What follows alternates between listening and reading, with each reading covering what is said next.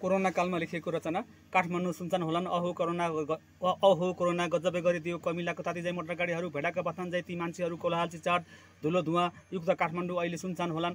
मन भाँचिएको सहर, आफन्त नचिने सहर, कतिलाई मालामाल कतिलाई दुई छाक्कै रहर, त्यही माथि कोरोना कहर अहो काठमाडौँ सुनसान होलान्। रानी पोखरी हेर्ने भिड धराएर चढ्ने रहर, हलमा फिल्म हेर्नेको हुल हुँदा हो आफैमा रनभुल पार्दो हो मनलाई व्याकुल। काठमाडौँ महल, सिटी महल, विशाल बजारतिर देखिने फेसनवालीहरू के गर्दै होलान्। असन माओवादका तछान मछाड होलसेल रिटेल सामान किन्नेका जमात टिपटपको समोसा खाँदै विशाल बजारको जुस पिउँदै इन्द्रचोकतिर लस्सी पिउनेहरू आफ्नो प्यास कसरी मेर्दा हुन्। लकडाउन सटडाउन कहिले खुल्ला भन्दा हुन्। साँच्चै काठमाडौँ सुनसान होलान्।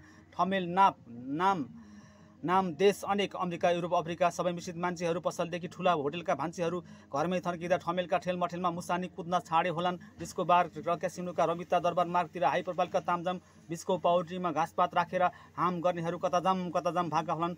साँच्चै काठमाडौँ सुनसान होलान्।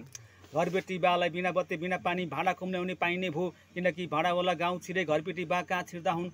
बल्ल सहरीय हुनुको हैसियत थाहा भयो कि आफ्नै घरमा कहिले चाहिँ बस्दा महसुस के गरे होलान्, के याद गरे होलान्। गाउँ ठुलो भन्ठाने कि ठानेनन् होलान्।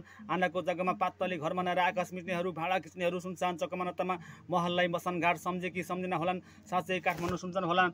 कुकुर पनि भुक्न बिर्सियो होला। सोध्दो हो यी मान्छेहरू कहाँ गएर म कसरी केका लागि भुक्ने हो।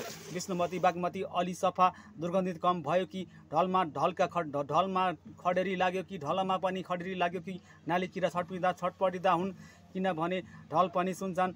ढले भाइरसको भो अपमान, कोरोना भाइरसको छ सान। साँच्चै ढल सुनसान, पुरै सहर सुनसान, काठमाडौँ सुनसान अहो काठमाडौँ सुनसान। कोरोनामा लेखेको रचना। Thank you everyone.